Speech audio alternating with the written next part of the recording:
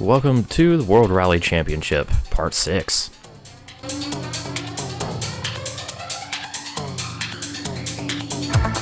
The teams now mingle with the tourists in Cyprus. Welcome to one of the slowest rallies in the competition. But as speeds come down, so the heat rises. The gravel route takes it out of the resort of Limassol and up into the Troodos Mountains. That's where the speeds drop, which means higher temperatures inside the car and long hours at the wheel. For the drivers, this will be no holiday. Alright, time for round number 6 of the World Rally Championship, the Cyprus Rally. It's going to be hot and, well, it's not supposed to be fast, but this first stage suggests otherwise, just judging by the map. It's going to be 3.5 kilometers, fairly straight. Then again, it is a first stage, but yeah, so here is our default setup for the car for this rally, and let's get it started. So here we go with our first stage at the Cyprus Rally. That is an interesting bit of I don't know what I'm trying to say here. Car was straddling a little bit of a peak on the road here. Of course, got another gravel rally, which is, which is the norm for WRC. It's mostly gravel rallies. You have that odd tarmac rally. Then there's the Swedish rally, which is just snow, always snow. Anyways, away we go with the first stage very quickly. Just completely contradicting what was said in the opening video, or intro video to this rally, where it said the speeds go down, but, well, this is the first stage, and I'm pretty sure, oh god, if I remember correctly, all the first stages of each rally are unlocked for time trial mode, so I guess that's their excuse for making them easy. Also, I'm not driving very well. Doesn't matter, I guess. Plus, I'm pretty sure the surface is probably, a little harder to, this specific gravel surface is harder to get some grip on the cars from the tires. Oh my goodness. Which probably explains the, them saying, this is a slower rally. And also, just me climbing over everything behind me. And there we go, across the finish line. That was very, very bad first stage, but, yeah, about that. I kind of, won by a lot. In fact, it was a lot. How much of a lot? No, we'll see in the full standings. I mean, you already saw it was like 17 seconds, so let's just do our replay save here for more behind-the-scenes work, and let's check out the results of stage number 1, 17 seconds over Carlos Sainz, who's hopefully trying to recover after his unfortunate 9th place in the previous rally. We actually have 3 Fords in a row here, 2nd, 3rd, and 4th. We have Carlos Sainz, Colin McRae takes 3rd, Francois Delacour in 4th. Then there's the Subaru Marco Martin and the Mitsubishi of Tommy Mäkinen in 6th after stage 1. Kenneth Eriksson in the top Hyundai 10th. Felipe Bugalski in the top Citroen in 11th, and the top Skoda of Armin Schwartz in 16th. So there's our stage 1 results. Let's head to stage 2 and see if the pace actually does drop here. Looks like we've still got a pretty long straight section, but I'm seeing some tight hairpins, or at least a couple of them, so this one ought to be interesting. 4.1 kilometers, let's go. Alright, stage loaded. We are at the starting line. Let's get in that little peak. Little peak on the main path. Car just kind of straddling over it. Hopefully not scraping the under tray with that gravel. It's fine. He's starting pretty tight S hairpin here. That was pretty tight. That's kind of the one I was really looking at on the stage map. I'm like, ooh, that's going to be a pretty tight hairpin. Sure enough, it was. And I got to run it the most efficiently. Yeah. And we got some high speed section. Ooh. Car getting pretty dancy. Then again, it's always going to be dancy at this high speed. Surface as loose as this one. Fairly tight right-hander here. But I think I might slow down too much or that, or just turned in way too soon, I don't know. I feel like I'm not like taking any proper lines or just any proper anything at all in these in this playthrough. Oh well, it's good enough to win, so yeah, it's not that big of a deal. Plus, once again, I feel like I'm still very late on my upshifts, but you know, yeah, no one's perfect, especially me. I loves me these rally games. Doesn't mean I'm any good at them. 'Cause holy crap, I'm not good at them.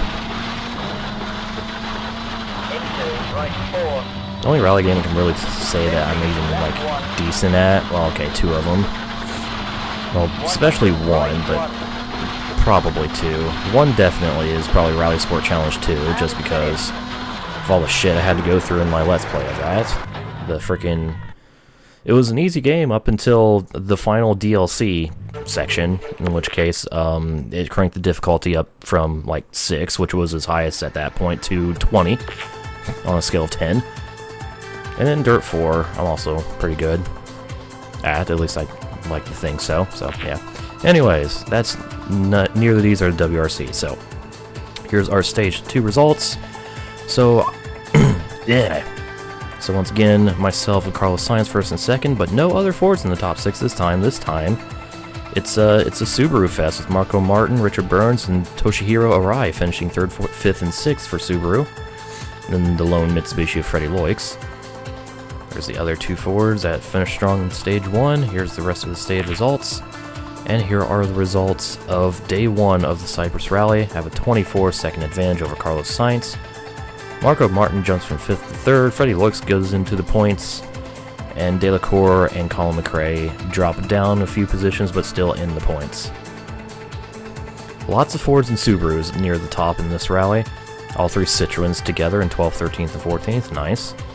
And the Skodas occupy 2 of the final 3 positions, so not a good rally for Skoda. So let's move on to day number 2 and stage number 3.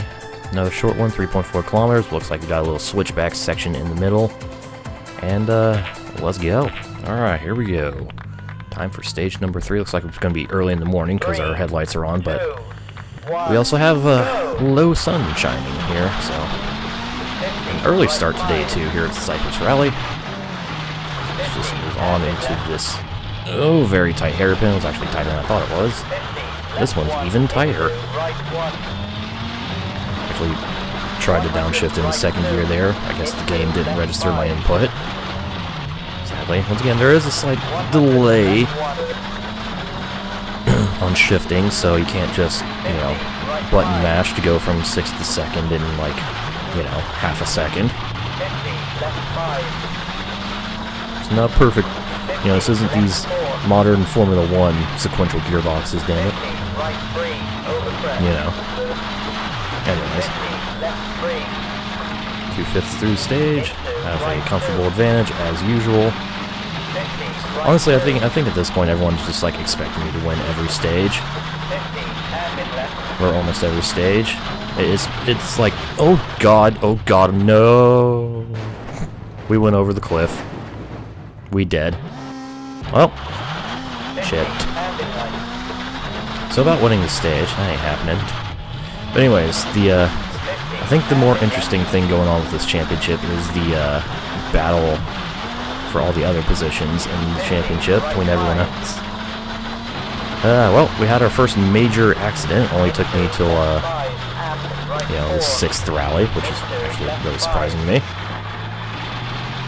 It took me 6 rallies to fly over a cliff, and right back into the stage lead with that 4th sector. Jeez. Oh, okay. Never mind. We're going over again. Rip. Alright, here we go. Race to the line. Am I actually going to win this stage? So it doesn't look like I've received much, if any, damage from all those, from those 2 times going over the cliff. They weren't really violent rolls. They were just you know, oh, well, I went over the cliff, okay. And yeah, ended up second in the stage. I gained 9 seconds in that 4th sector. Holy crap. Well, that was quite the adventure. Don't know if it was a good adventure, but it was an adventure. But Carlos Sainz takes the stage win this time, 3 seconds over myself. Then Marco Martin, Freddie Loix, Colin McRae, yada yada yada. Here's the rest of the results. And here are the current rally standings with 2 stages to go. Carlos Sainz pretty comfortably in 2nd place with a 17-second advantage over Marco Martin. And the initial 4 dominance that we saw in stage 1 is kind of filtered away. Delacour is now outside the points. Colin McRae still holding strong in 5th place. And there's the rest of the rally results. And it's interesting to see Petter Solberg is fallen from 10th to 13th in this stage. Damn. So now, let's begin our 2nd stage of day 2, 4.5 kilometers. Pretty technical. Hopefully I don't go flying over any cliffs this time. Okay. Let's go from early morning. Looks like we're going to be now to dusk, I think. Judging by the just overall color of everything. Like, you know how sometimes, like, when you go out, you kind of see like a tint in the air, like a certain color tint in the air. At least I do. Sometimes. I don't know, it's weird, but yeah, that's basically what we're getting here. Very nice, kind of a sepia tone, really. The air has gone sepia. Oh no. Wow, that was actually really slow first sector for me. 7th place, how you doing? What is up, giant tall bank? I'm just gonna park my car up here and spectate the rest of this rally, don't mind me. I'm gonna start getting my shit together here. I can only drive badly for so long before it actually starts hindering my, you know, results. I mean, I know I still have about half a minute lead, but still. So I keep just taking every turn in the wrong gear. Every turn, every straight is just in the wrong gear, it feels like. This car just refuses to accelerate. Oops. That doesn't help either. Just going completely off the main path, where, you know, the grip is. So I've learned that if you go off the main path, whether it's, you know, it's still like flat or whatever, your car's not going to accelerate. Ain't happening. So here we go. I'm met with an actual somewhat minor challenge in these stage layouts, and everything's gone to shit. Ooh. Shocking, I know. I say everything's gone to shit. I'm still leading the stage by 5 seconds. Ooh, a trail braking hairpin. Those are neat. And also difficult. Tighten 5 here. I actually heard the pace note this time, I know. Crazy. The only thing that sucks about, like, trying to LP rally games is, like, I really want to do it, but I can't rely on pace notes because, you know, constantly talking. I'm sure I've mentioned this 100 times, so yeah. There we go. Next stage complete. So let's have an autosave here of our progress. And let's check out the stage results. 9-second victory over Carlos Sainz in this stage. And once again, 3 Fords in the top 6. McRae and Delacour trying to recover from that initial burst of Ford power, and then they just kind of fell off a little bit. Look at this bottom 6. 3 Peugeots and 3 Citroens.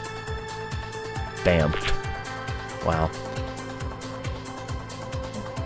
So, here's our current rally standings heading into the final day and the final stage. Sainz pretty much has 2nd place locked, as well as me with the victory locked, and then it's pretty much anybody's game from 3rd to 6th for these final points. So, it's going to be an interesting final stage. Hey, Solberg moved his way back up to 10th. And there's the rest of our current rally results. So let's head to our final stage. It is going to be 4 kilometers. It is going to be very, very twisty. Let's hope I don't screw this up a lot.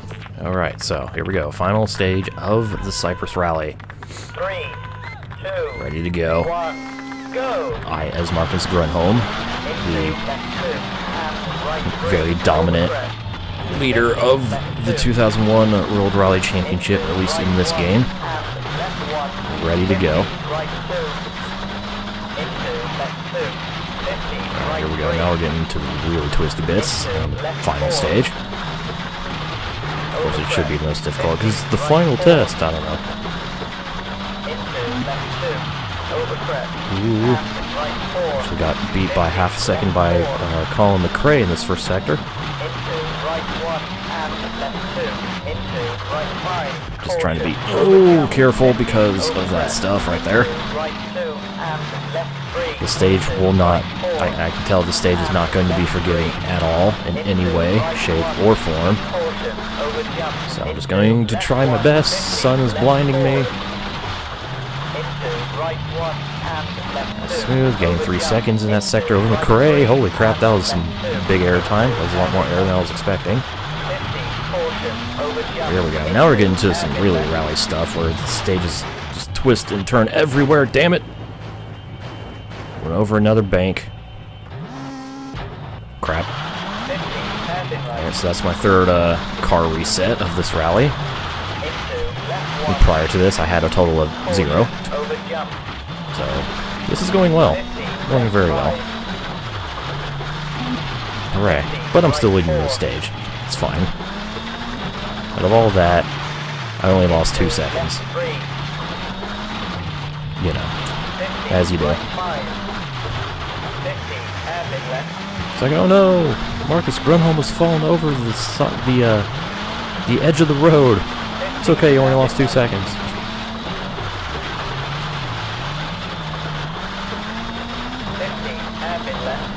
Imagine if Grunholm was this dominant in the actual 2001 season. Basically, imagine if Marcus Grunholm was Sebastian Loeb. That's basically what I'm hinting at here. This is a Sebastian Loeb quality season I'm having here as Grunholm. It's really interesting. It's like when I was looking up like stuff about the WRC to like decide who to drive as and stuff. I looked at like a list of all the past champions in the WRC. Oh hey, I didn't win this stage. But I was looking at past champions of the WRC and like you had a good variety all the way up until like 2003 or whenever. And then it was just Carlos Sainz, or not Carlos Sainz, wow. Sebastian Loeb. Just Sebastian Loeb for a decade. And then once he left the WRC, Sebastian Ogier. It's pretty great. Anyways, we've come first in this rally, which means we've unlocked the Greek rally in the single play or single rally and time trial modes, which is nice. So let's check out our final results. Richard Burns wins the final stage by 0.3 of a second over myself. Colin McRae, Carlos Sainz, Francois Delacour, Marco Martin round out the top 6. And here is the rest of the results of the final stage. And here are our rally results. I take a 42-second victory over Carlos Sainz. Look at this top 6. Peugeot, Ford, Subaru, Ford. Lots of blue ovals in this rally. Richard Burns actually gained 3 positions in this final stage with that victory to go from 6th to 3rd. And Francois Delacour just barely squeaked out that final point in the stage. Freddie Loix, unfortunately, falls from 5th to 7th in the final stage. And here are the rest of the rally results. So let's check out, well, first let's get this little thing there with the podium scene in the background. So here's our updated point standings. After 6 rounds, I still have the perfect score of 60 points. Carlos Sainz moves his way back into 2nd place, thanks to Tommy Mäkinen scoring 0 points in this rally. So it's basically a reverse of what happened at Argentina in the previous round. Richard Burns remains in 4th with his 3rd place finish. Freddie Loix stays in 5th, and Colin McRae moves up 2 spots with his 4th place finish, 8th to 6th. The rest of our standings, Francois Delacour scores 1 more point to add on to his 1 point he scored at Argentina. And Marco Martin is our 12th driver of the championship to put himself on the points board with his 5th place finish. Very good. So, with that misstep at Argentina, Carlos Sainz back firmly in 2nd place in the point standings. More than half, or less than half the points that I have, though. Yeah, about that.